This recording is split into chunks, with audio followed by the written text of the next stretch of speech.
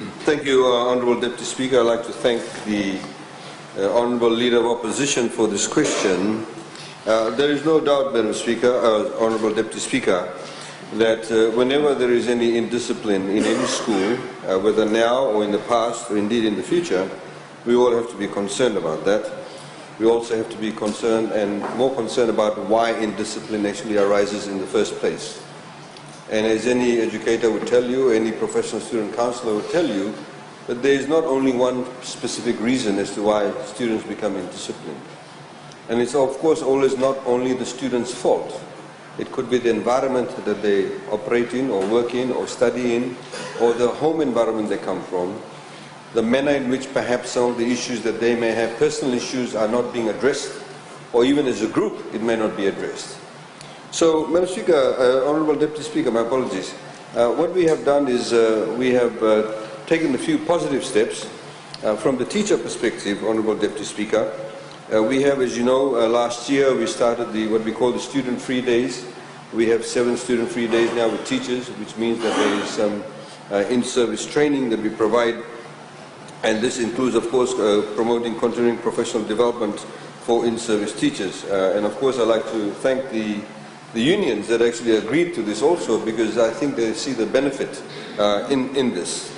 Now, as part of that, we will be considering developing a behavior management policy based on systemic model. We actually have a draft.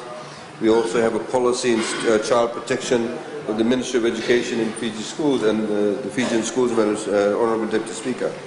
What we are saying as part of this, Honourable Deputy Speaker, is that we must continue to develop the understanding and implementation of what we call positive discipline, as opposed to negative discipline, wield out the stick all the time.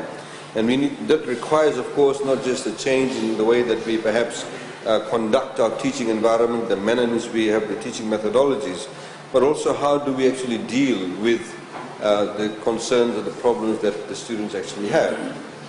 We have seen, Honourable Deputy Speaker, that we do lack professional student counsellors in Fiji.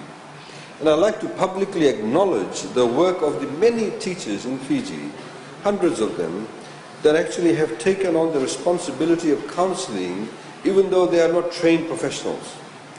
And there is no doubt that the ministry is actually struggling to provide and indeed find professional counsellors. There is a lack of it. You know, it was very interesting, Honourable Deputy Speaker, as we talked about the budget consultations we've been having with high schools and university students. 2 years ago, when we were at Suva Grammar School, almost all of the students complained about the fact that they did not have professional student counsellors in their schools. All of them in unison. And they said our teachers don't necessarily do a good job. And I said, look, we actually have to acknowledge the fact that they're trying, they're attempting. And we must find more professional counsellors. And then I asked them a simple question. I said, how many of you, when you finish high school and go to university, want to actually pursue counselling or psychology as a career path? Not a single student.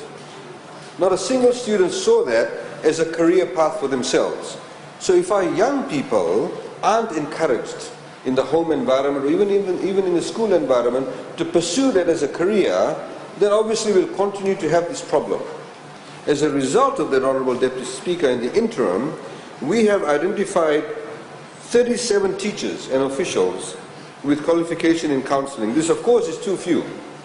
And in fact, two evenings ago, as you know, that we're also carrying out a restructure and a review of the various ministries, one of them being the Ministry of Education. And we had one of the consultants who was down here, and we in fact talked about how we need to perhaps identify counsellors, bring in counsellors, and have them operate in what we call school clusters.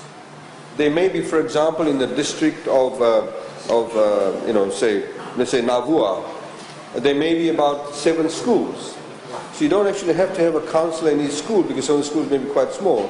But we have that counsellor move from school to school. So they could have half a day in one school, a full day in the bigger school, to continuously provide that level of service. Because as we have seen, many of the indiscipline issues actually emanate from the fact that a lot of these students may have some deep-seated emotional issues, some problems in the home environment. So these are some of the steps that we are taking, and we're working with the teachers. Of course, Honourable Deputy Speaker, we now have our children accessing technology and various other modes of information, and pornography, if it's not kept intact. If you give people, for example, a lot of parents give their children a mobile phone. If it's a smartphone, they have internet connection, they can go wherever they like. These sorts of things also needs to be reviewed, and therefore it brings me to the second point, which I'll then round off. The responsibility of discipline also, Honourable Deputy Speaker, rests with the family too.